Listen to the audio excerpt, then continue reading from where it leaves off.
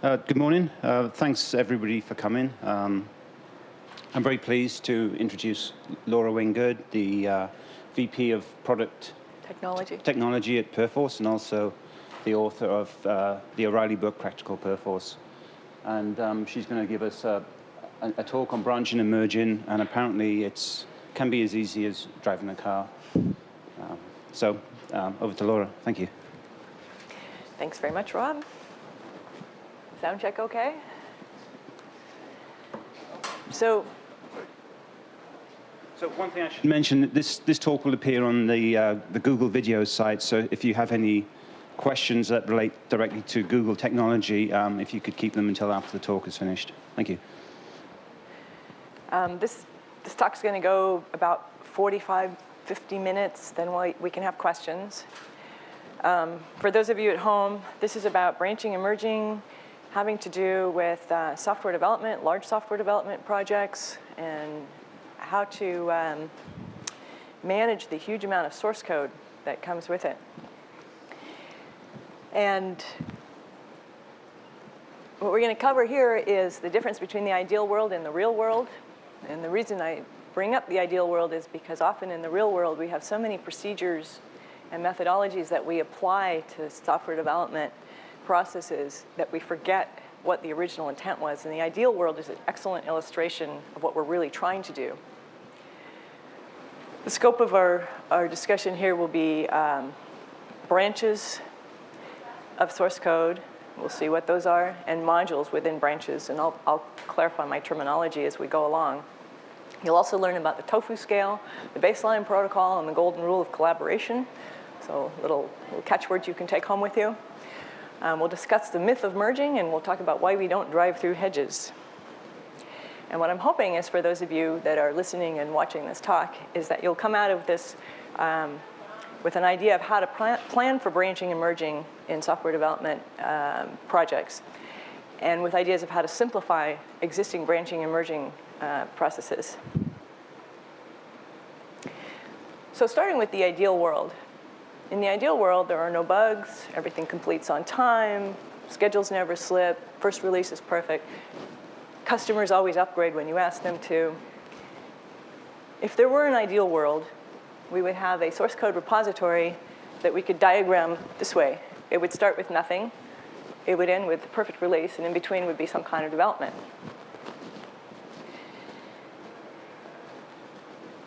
Well, in the ideal world, where we might make one release, and it's the perfect release, and that's all we'd ever have to do, in the real world, the first thing we learn is one release is never enough. Because of the constraints of the real world, for instance, we're not exactly sure what the target requirements are, or technology changes while we're doing development. What we do to accommodate the real world is we make periodic releases. So now our diagram gets slightly more complicated. That we start with nothing, we develop, we make a release, but then we continue developing and we make another release to get closer and closer to our ideal world goal of coming out with that perfect release.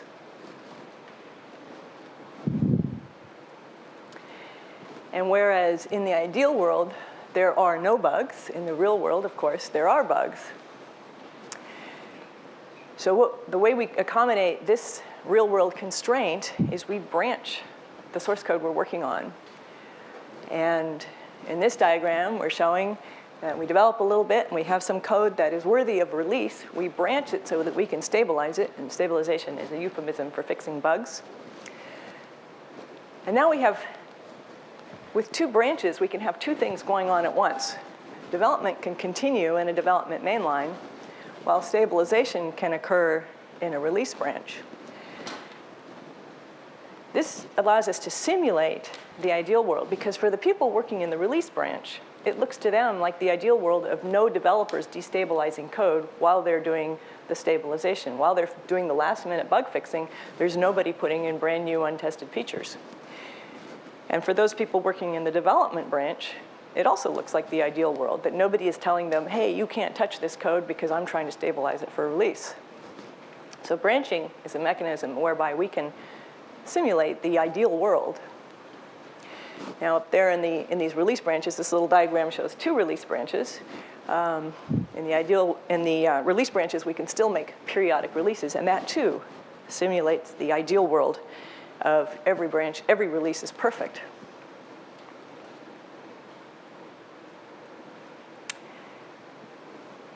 And whereas in the ideal world, we have all the time we need, in the real world, we have release cycles that have a certain duration, and sometimes they're very, very short.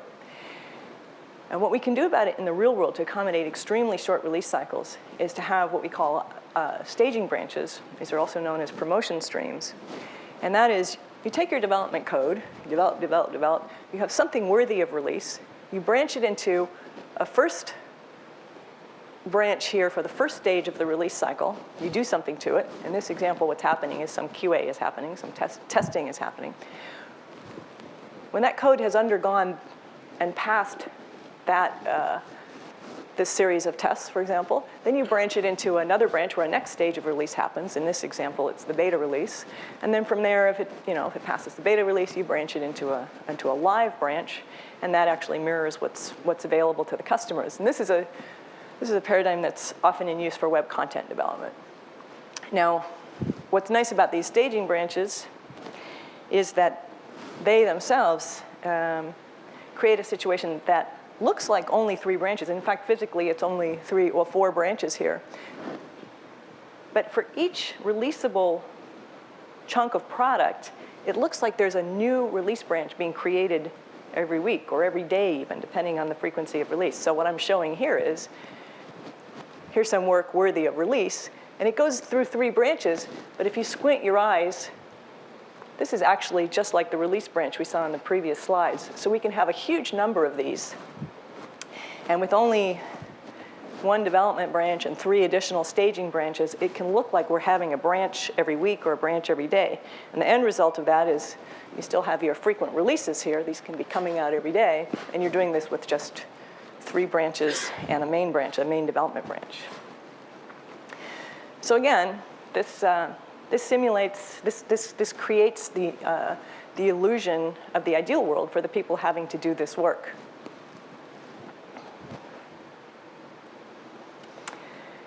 And whereas in the ideal world, all development finishes on time, as we know, development is subject to the vagaries of the real world, where schedules can slip, resources can disappear or be constrained. So when we do about it in the real world, again, we branch our code so that we can decouple the development projects that have certain dependencies on each other. If we did all our development in 1 branch, a development mainline, any one project that got held up could hold up the release of all the other projects, because all our code is in the same repository or in the same branch. So to get around that, we branch into different development branches, 1 for each development project. So if 1 development project, for example, we branched here to do the Project X development, that was a very short amount of development. We got finished with it quickly. We delivered the completed result back into the development mainline. Project Y took a little longer. We didn't complete it until this point, but at which point we delivered it back into the mainline. Project Z, still ongoing. We don't even know when that's going to finish. But it allows us in the development mainline to still do periodic releases. We're not waiting for the slowest of the projects to get done in order to do a release. We can do a release as frequently as anything is done. And again, this creates the illusion of the ideal world. For the point of view for anybody working in any of these branches, if you're working in the Project X development branch, it looks to you like the ideal world where you're not being held up by the slow work in Project Z or in Project Y, because as soon as you're done, your stuff is ready to release. It goes into this development mainline. From the mainline, the illusion is that everything that's checked in is right the first time. That in the mainline, what happens is code gets promoted or delivered from these development projects into the mainline when they're complete. So you don't see points of instability in the mainline. So there is another simulating the ideal world where there's no instability. And then for the Project Z development branch, the illusion there for the Project Z developers is they have all the time in the world. That all the other projects are not held up by them and are not emailing them and not having panicky status meetings saying, when are you guys going to be done? And to them, they have this nice illusion of, their world has a long release stage. So when we put all these together, you get that picture of what we call the mainline model, where we have a development mainline that creates the illusion of the ideal world where we would all develop in the same repository using the same files. The files are only updated when we have completed work, and once we come up with releasable code, that's all we need to do with it. Because from the perspective of the mainline, we don't see what's going on in the release lines. That stuff is removed from the mainline, and we don't see what's going on in the project lines. We only see completed development as it comes into the mainline. Now, changes do happen in all these branches. In the project branches, of course, major churning development changes happen. In the release branches, bug fixing happens. And somehow, all those bug fixes and all that development has to get into the mainline. Certainly the project work has to get in the mainline because we're making our releases from the mainline, or we're branching release branches from the mainline. And we would like all the bug fixes to get from the release branches into the mainline so we don't have to fix the same bugs in many different places, or that is, so we don't have to duplicate bug fixing efforts. So this is an extremely simple, little simplified diagram of the mainline model. In the real world, it doesn't usually look like this. It's usually much more complex. Here's the same diagram showing these promotion streams. Still, changes are flowing throughout the system. And this leads to the question in the real world, is this anything but chaos? And if changes are flowing from branch to branch, and you have hundreds of developers working in each branch, releases scheduled at varying frequencies, and projects galore and deadlines galore, how can this be anything but chaos? And as an example, this is a revision diagram of a single file in a fairly small system with about 20 branches and 30 revisions. So this is just one file in a system of, say, 10,000 files. So imagine if you had a system of 100,000 files and 300 branches. How can this be anything other than chaos? Well, it's not necessarily chaos in the same way that driving is not necessarily chaos. And what we often don't realize is that driving is an extremely complicated thing. And I like to point out that if any one of you was called upon to rush to a customer site or a development site in another city, you could get on a plane, get off the plane, rent a car you've never driven before, in a city you've never been before, get in the car, get on the freeway, drive at 70 miles an hour, get to a customer site, make a bug fix, and you will not have gotten into an accident. You haven't really even put yourself in danger doing that. But you make the bug fix, and then you're at a loss to how to merge it into the mainline. You have to start looking up in procedure manuals, what is our procedure here, get authorizations. So there's this perception that merging and everything having to do with branching and merging is extremely complicated. But it's not really complicated. What's complicated is that we have to make those decisions anew because we don't really make use of protocols and maps and etiquette as we do with driving. So what I'm going to do in these slides is show some of the protocols and maps and etiquette that I've learned from customers I've worked with. And I'm going to continue to harp on the driving analogy to show that what looks like a very complicated thing is actually a simple matter of just following the protocol at each decision point, and it can be as easy as driving.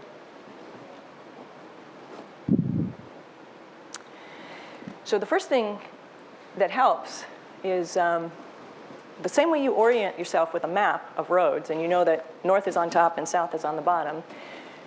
In managing branches, it's good to think of the tofu scale. Firm is on top, soft is on the bottom. And so what is this tofu scale? It's a way of assessing the relative firmness of every branch relative to the other branches. And firmness is a matter of how much the code has been tested, how big the changes are that are occurring in it, how close it is to release, and ultimately the risk of making a change. So each of these branches has a relative rank on the TOFU scale.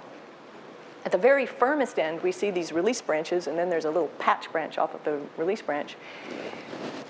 In the release branches, code is very much already tested. For the most part, this is code that's, it's either about to be heavily tested or it has been heavily tested. It's also either about to be released or it just has been. It has already been released. At the opposite end, as you go down the TOFU scale, at the opposite end, you get development projects where code is just the opposite. Much of what gets checked into development branches hasn't been tested. It's not even known to work, might not even build. It'll be months, maybe even years before customers see the results of this code. And somewhere in the middle is your development mainline. It's neither too soft nor too firm. Now, one thing you can get from this is you can see at a glance the risk of making a change.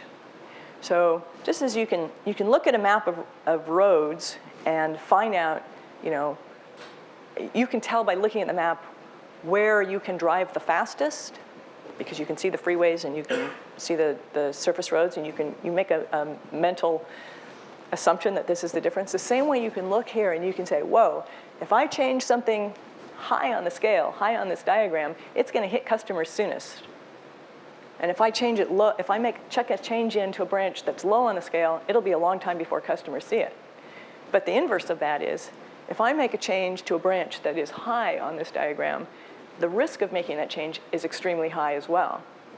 And the inverse is also true. If I make a change to any of the branches at the bottom of the diagram, the risk of making a change there is not as high. And that's because for these branches on the bottom of the diagram, all of their testing is pretty much ahead of them. Whereas for the code and the software that's in the firmest branches, they've already been tested. And if you make a change, you have to make a choice between two things: starting the test clock all over again or going out without adequate testing. So that's the TOFU scale, and that's one way we orient ourselves to how branches relate to each other in a system. This, you can use the TOFU scale also to look at these staging branches. You notice that each branch through the development cycle is firmer and firmer and firmer, and then you have your live branch from which perhaps maybe your website is mirrored, and that's the firmest of all. If you make a change in the live branch, that's where your greatest risk is. Now, another thing we can use, and I have to shift around on these slides if I get this right. Is this what I want? Oh, go back here.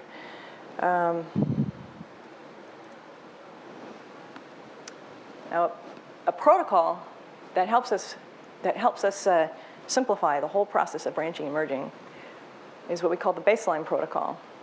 And actually, let me go back to this slide for a moment.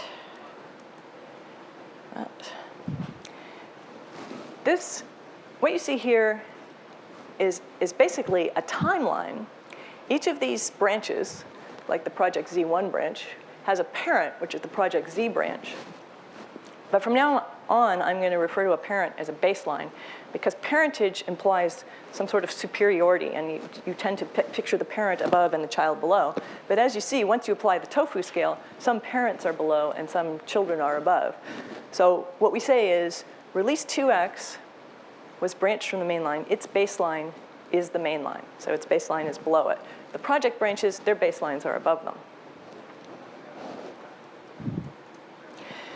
And the reason I want to use the word baseline is because I want to talk about the baseline protocol, which is analogous to driving. When you drive up to an intersection and there's a stop sign, all there is one little sign, and it says stop.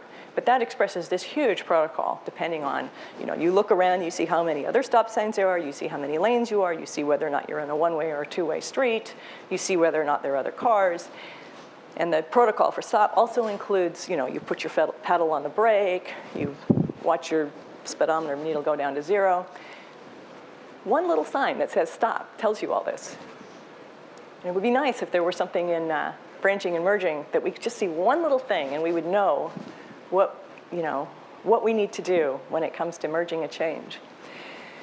Well, there is a protocol that we can follow that can simplify things to that level, and that's the baseline protocol. And here's how it plays out. So when a branch is firmer than its baseline, if you make a change to that branch, oh, actually, let me back up. The baseline protocol, first of all, change flows between a branch and its baseline. Change never flows between two branches not connected by the baseline branch relationship. So how and when change flows is this little table here. So if a branch is firmer than its baseline, for instance, a release branch we saw in the previous slide, tends to be firmer than its baseline. Change flows from a branch to its softer baseline continually. When a branch is softer than its baseline, as in a project branch, a project development branch, when does change flow up to its baseline? At points of completion. Change flows from the baseline to the branch, that is in the other direction, if the branch is firmer than its baseline. Release branches are firmer than their baselines. They're on top on the tofu scale. When does change flow from the baseline up to the release branch?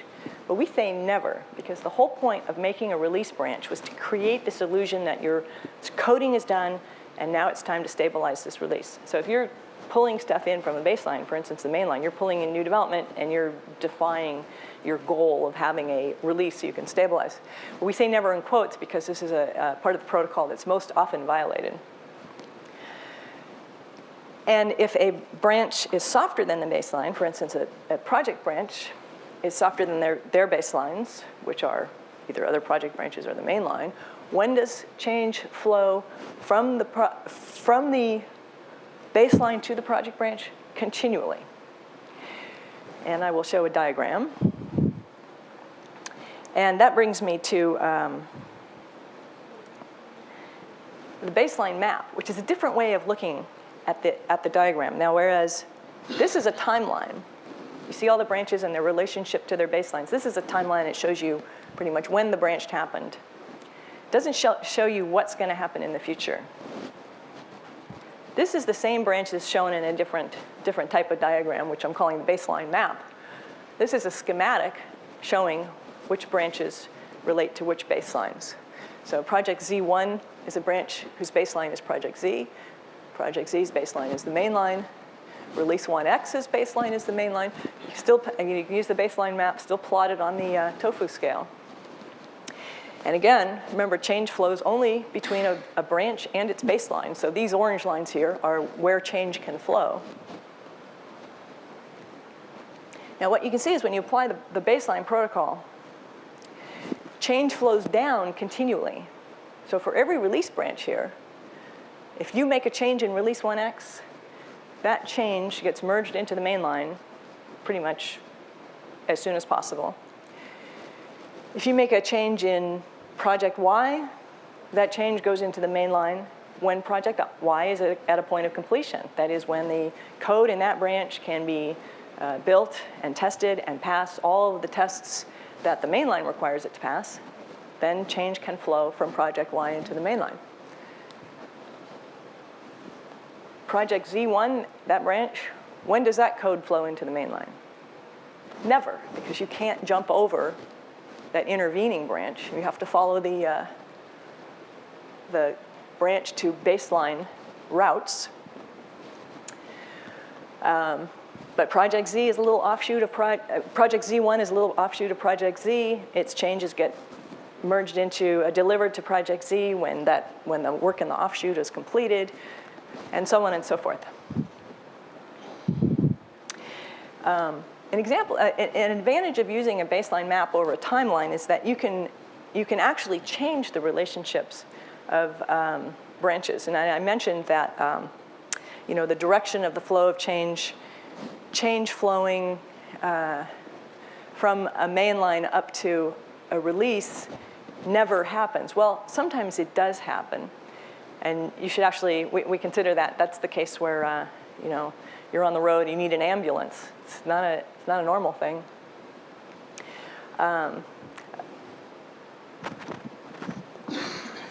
here's an example of when that's most likely to occur. At one point, the mainline was ready to release some code. We branched off release 1x. Then the mainline continued to evolve, because a lot more development was occurring there. Then we branched off release 2x, and then the mainline continued to evolve. Now, what's the relationship now between the code in release 1x and the mainline? The code is very different. A lot has happened in between there. So what happens when you have a bug that was found in release 1x and you fix it there? Which is closer to the 1x code, the mainline or the release 2x code? It's the release 2x code, because this was branched some time ago before the mainline had evolved even further. But the problem is, if we have to follow these routes to get bug fixes, to get changes propagated from one branch to another, that's going to be very difficult, trying to merge a change from release 1x into the mainline and then up to 2x because the mainline is so much more evolved. But with a baseline map, you can look at it as a guide to the future. So once all this evolution has happened, you simply rearrange your baseline and say, OK, from now on, all our changes in 1x, we're going to rebase 1x on the 2x code line. So that as bug fixes come into 1x, its baseline is release 2x, so all bug fixes flow from release 1 to release 2. Those two branches are much closer to each other in content. And then they flow from there into the mainline. So this is actually, for development, this is great, because you've likely had to make a slight modification to bring a 1x bug fix up to the 2x code level. And then the amount of work you have to do to get it from 2x in the mainline is even less, because you've already done that work.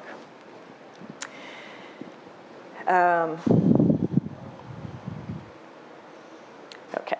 So one thing about this baseline protocol is that if you are in charge of branches and you have developers working in branches, developers will come to you and say, that's not fair, because there's a bug fix in a development branch that I need, and I need to get it in that release right now. And why do we have to follow the baseline protocol? And so I say the answer is, for the same reason, that you have to drive between the lanes and not drive through the hedges. So the driving through the hedges analogy is you're driving along the freeway. It's, there's a beautiful hedge on each side, and just on the other side of the hedge is your destination, maybe a Target store or something. It's just 100 yards away. The freeway exit is 3/4 of a mile down the road. In order to get to the Target store, you have to drive 3/4 of a mile to the exit, drive back on the frontage road to get into your destination. Nevertheless, you don't see a lot of people standing at the side of the road arguing with highway patrol saying, I don't see why I can't just drive the hedges to get to the Target store. So we remind developers that your repository works the same way. Your source code repository works the same way. You can branch and merge changes. You can merge changes between arbitrary branches. But in so doing, you create a dangerous situation in your repository.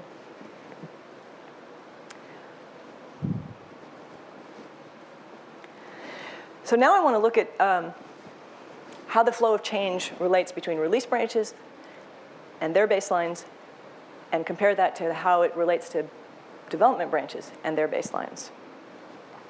So here's an example. We saw this before, a branch we're calling release 1x.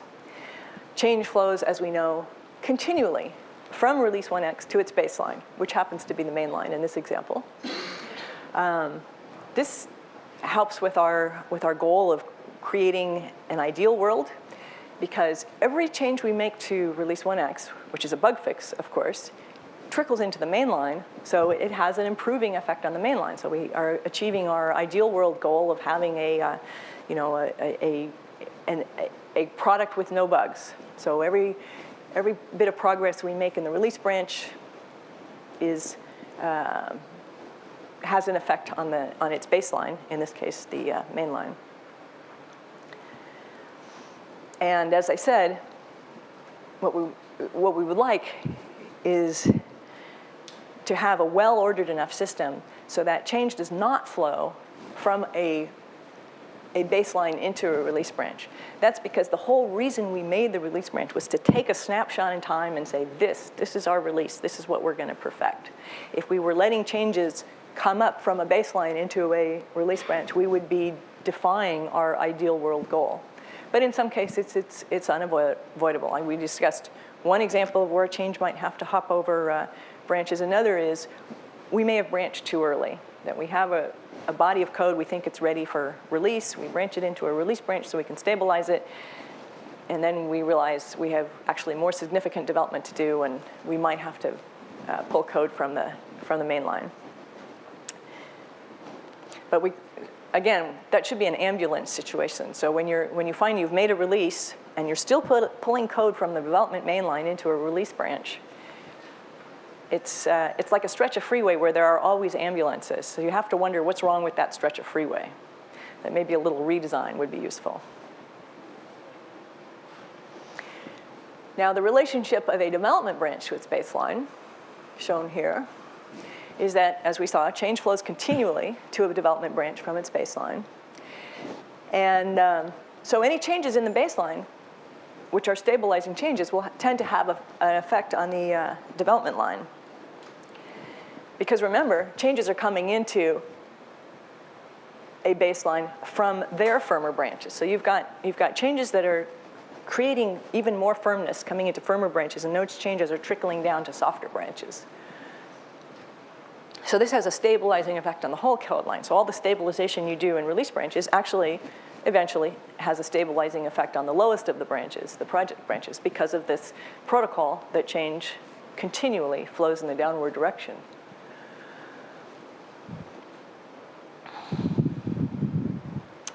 In the opposite direction, when you're going from a development branch to its baseline, as we said, change only flows when the development branch is at a point of completion. So it's a gated flow.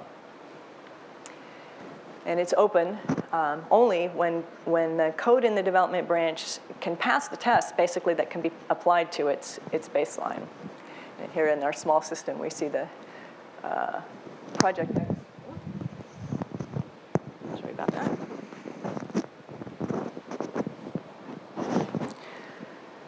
The Project X branch was whose baseline is the main line. This is a very small system. There could be more layers in there. So, and that brings us to the golden rule of collaboration. If you are a branch, the golden rule of collaboration is that you always accept stabilizing changes, and you never impose destabilizing changes.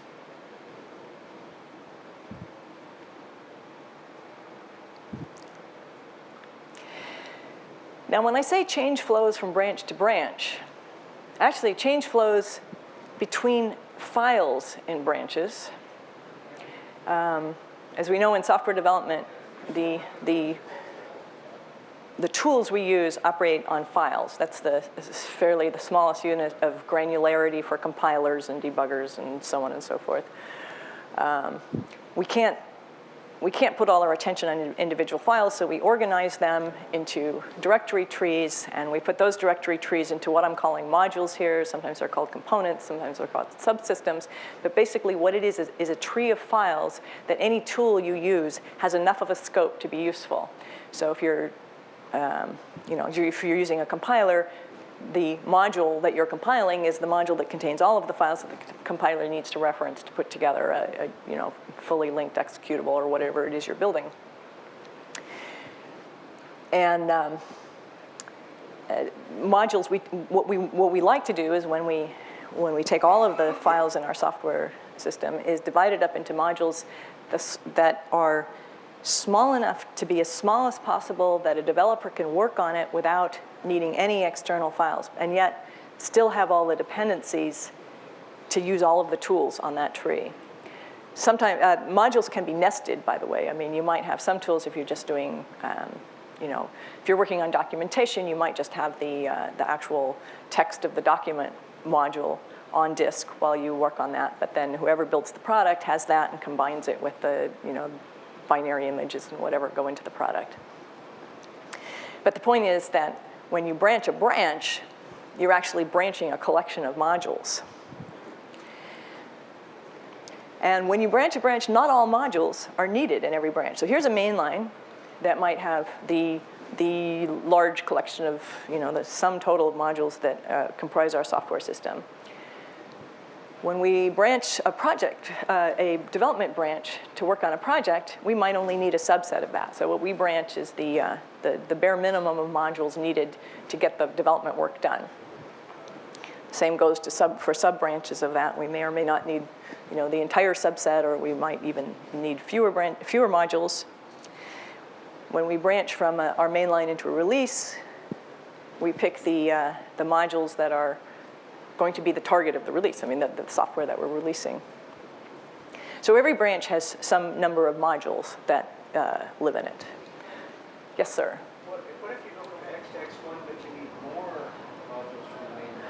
So the question is, what if you go from X to X1 and you need more modules than are in this project? So this would be the case where you're creating modules, is that correct? No, you need them from the main line. Okay, you're mixing and matching. Can we talk about this in the question and answer? And we'll go through a couple other things first. So I love your question, but it'll take a sidetrack. And the reason I bring up modules is because when you look at how change flows between branches, you can actually narrow it down to how change flows between individual modules. And then you realize there's actually some simplifying rules you can apply. So change flows between any two corresponding modules. A module in one branch, change will flow to the corresponding module in the baseline, back and forth. We can think of a few kinds of modules. One kind is private modules.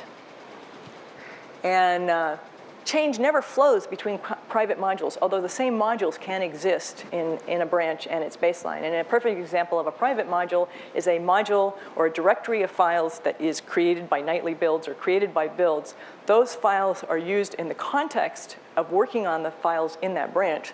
If you're working in the Project X development branch, there may be nightly or periodic builds that create some tree of binaries. All your tools reference that. You pull those onto disk.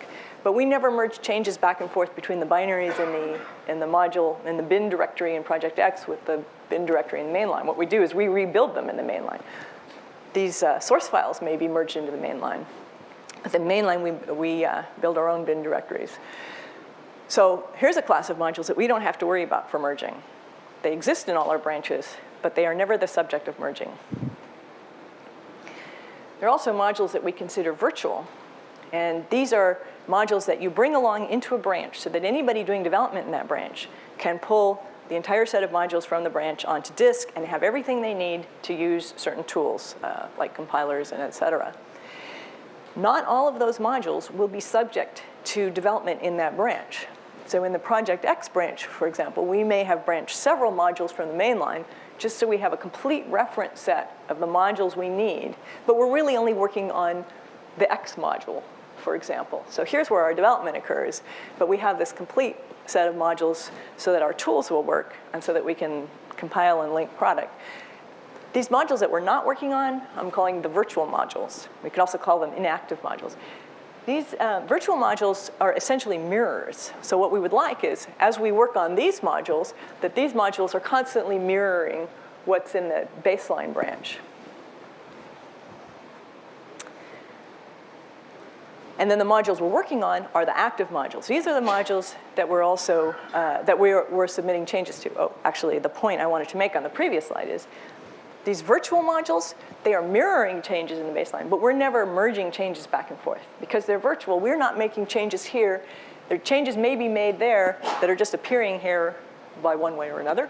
But we're never having to merge, because we're not doing any changes here as well. But then when you get to active modules, changes are occurring in both places. So a release branch is typically a situation where you take a bunch of modules from the mainline, you put them in a release branch, and then wherever bugs hit, you fix that bug in the release branch. And also in the mainline, since that's constantly being updated with new development, you have a situation where you will need merges. So remember that in the release branch, change is always flowing down continually. But no change actually flows up from the main line, because that's part of our protocol. No change flows from the main line to the release line. So merging only happens in the main line. Things come down from the release branch to the main line. Things are changing in the main line because they're also coming from development branches. So that's where merging happens. Now, where project branches are involved, we have two-way change flows in two directions in the active module. So now we're getting to the crux of the situation here. These are the things that we're going to have to put all our work into when it comes to branching and merging. So active modules in project branches, because change is flowing in both ways in those modules, and they eventually will need merging. So there's a fear of merging, or there's a myth that merging is dangerous, and a lot of times software projects try to avoid any kind of merging. But the truth is that merging isn't really any more dangerous than coding. It has the same risk as coding. You still need, merging can result in incorrect code. You still have to test it. You still have to have a way to assess whether or not it's correct. So merging itself isn't any more dangerous than coding. But one of the things we can say about it, in as much as it is probably at least as dangerous as coding, is that it should occur in the softer code lines, just as coding should. You wouldn't do any feature development up in a release code line.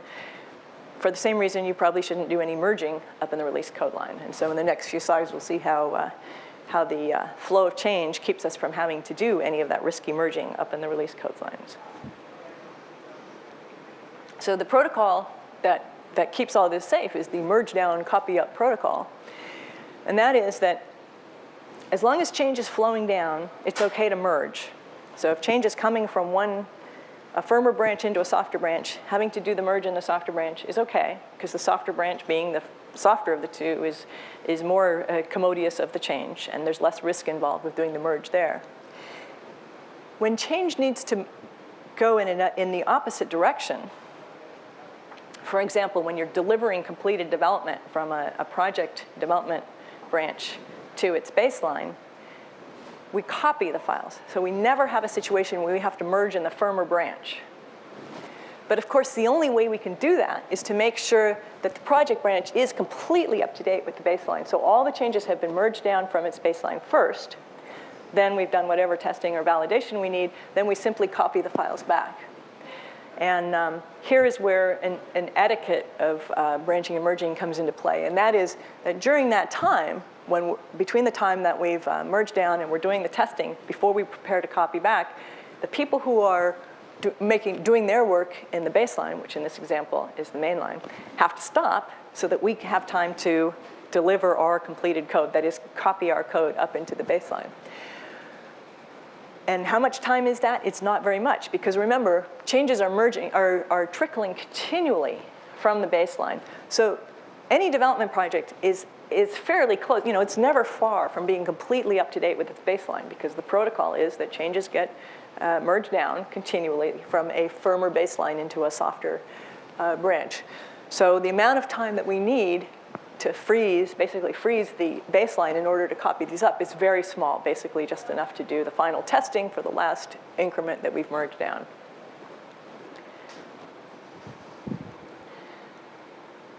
So when you apply those protocols and the maps, the orientation of the maps, and a little bit of etiquette, you see that, in fact, it's not chaos. It's no more chaos than driving on a road, because every time you come to an intersection, you know exactly what to do. So that every change you make, you know exactly where to make it when you apply these rules, and you know exactly how the change has to flow from one branch to another. And you can also, one of the things about this is you realize that you can look at a diagram, either this baseline map diagram, or you can look at the timeline diagram, and you realize that any branch you look at, you can tell what its situation is relative to the other branches. For instance, what's the state of Project Z? Well, I know Project Z has every change that's been in the main line is in Project Z, at least for the scope of the modules that are in Project Z.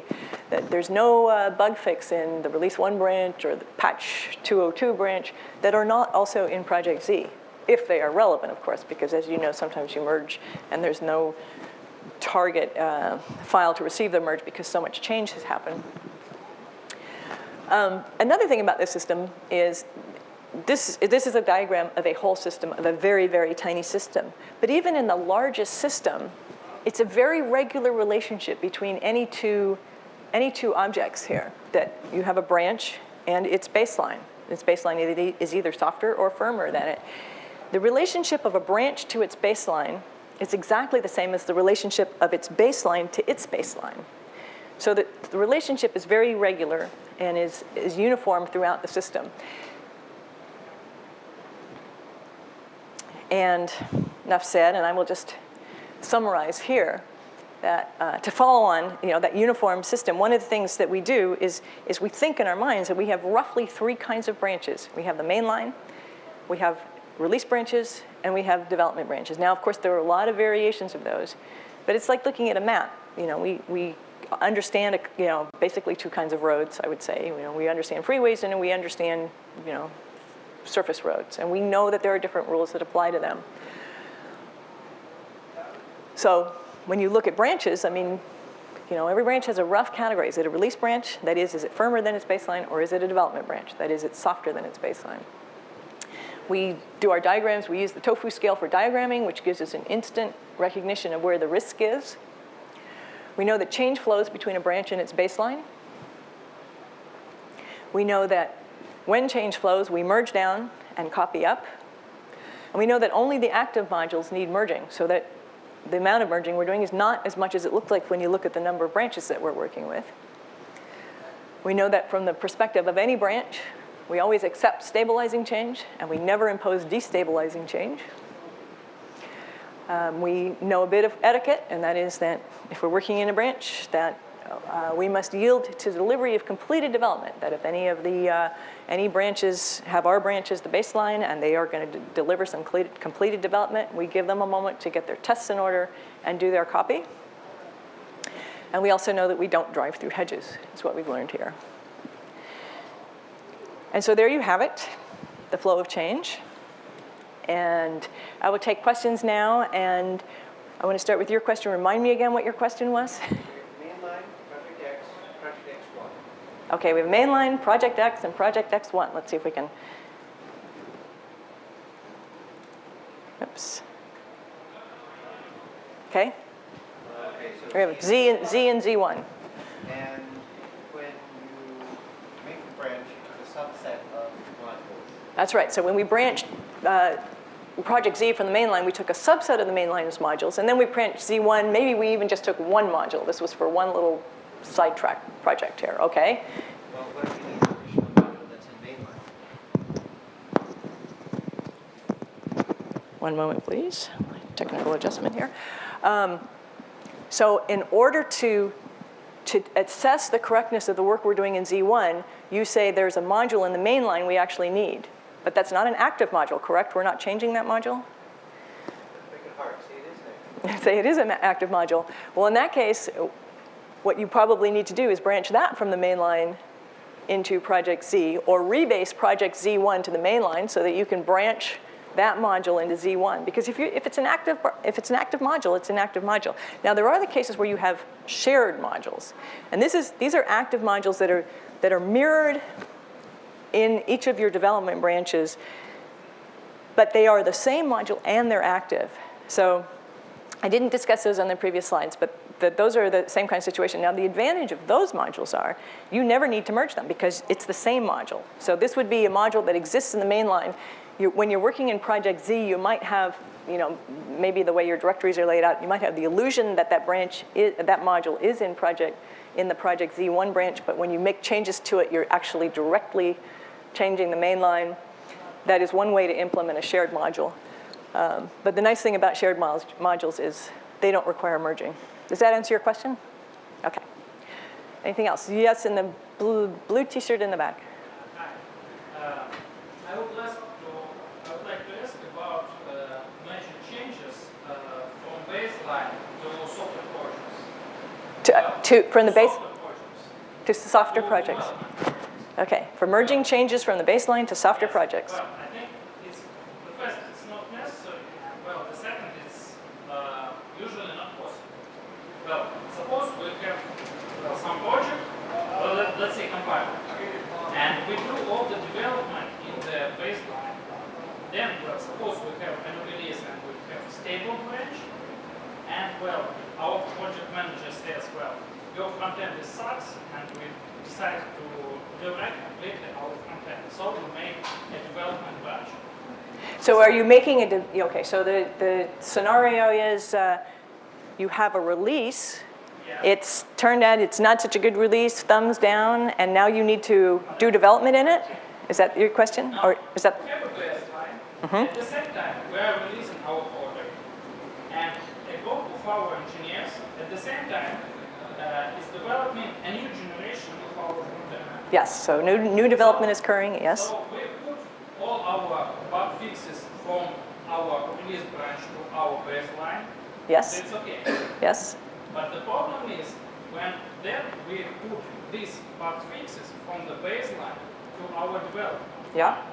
Our software engineers say, hi, well, we are developing our front end and we do not need all the bug fixes. And all these bug fixes will interfere with our own changes. And well, our front end is actually not working now, and a lot of changes we simply can't manage. Okay, I think I get your question. And it has to do with, say the team working on this project, the impact of changes trickling down from the firmer branches can be annoying. And there's two factors there. One is, while you're working in your project development branch, you can have such destabilization that you can't really merge anything in. It's just extra overhead. You can't compile it anyway. Why should you merge in other changes? It's only going to break it even worse. I mean, it's already broken. It's going to be worse. The other is, if the merging is difficult, that is, you're tearing your hair out saying, please, we're trying to develop, and now you're asking us to merge these changes. That's too much work. The second thing, if merging is difficult, that's a symptom of change is not flowing continually enough. Because ideally, two kinds of change flow down here. Bug fixes that are stabilizing and can only be to your advantage to absorb into here. And new development that comes up here, it's complete, it's tested, and now it comes down to here. But it's not in the modules, it's not in your active modules. These were hopefully on separate modules. So these should coexist with yours. Now, sometimes the actual act of doing the merges is difficult, but that's usually a symptom of changes getting backed up. Analogous to a traffic jam. Sometimes driving on the bridge, trying to get across the bridge, you sit in a huge amount of traffic. That's not a symptom of the fact that the bridge shouldn't be there. It's a symptom of the fact that the flow of traffic isn't as regular and the load is not distributed as much as you'd like. So, does that answer your question? Well, I would like to say if our changes are small, if our development changes are small, we usually don't bother to make another branch. We can just put them in baseline. But well, if our changes are very big, if we want to rewrite a part of the system completely, then well, actually then this is the case where we need a branch, and then we simply cannot. Okay, so the case where the reason you're branching to begin with is because the changes are going to be so significant here that you can't possibly do them in a branch where you're sharing with other developers. So once these changes are so significant, why merge other changes to it to code that no longer is relevant?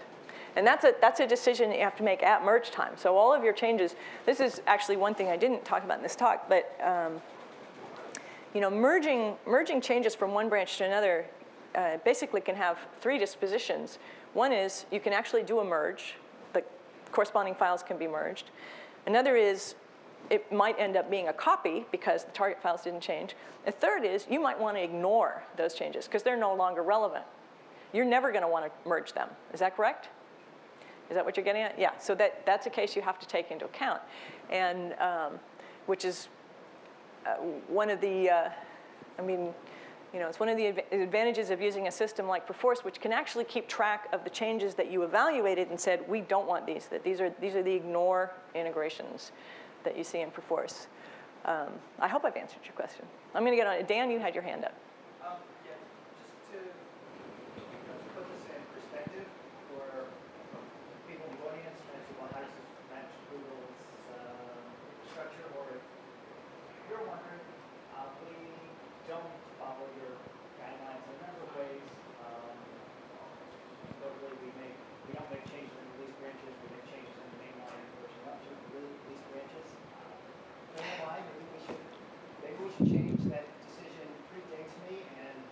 You, you, I don't even see that many people in the audience who've been here longer than I have, but for you or for people asking questions, don't assume that this matches our development. right. process. Now, so what Dan has just said is that sometimes implementation doesn't necessarily match what you've seen here. But if your implementation has a regular flow, it may be that what you're doing is you're doing development in release branches, or you're releasing from development branches, or you're somehow slightly misusing the protocol that if you reevaluated it, you could normalize what you use your branches for, achieve this same result, which is a constant flow of small amounts of changes, high quality, without actually making a lot of changes to your system itself. You just need to change the way you approach merging the changes.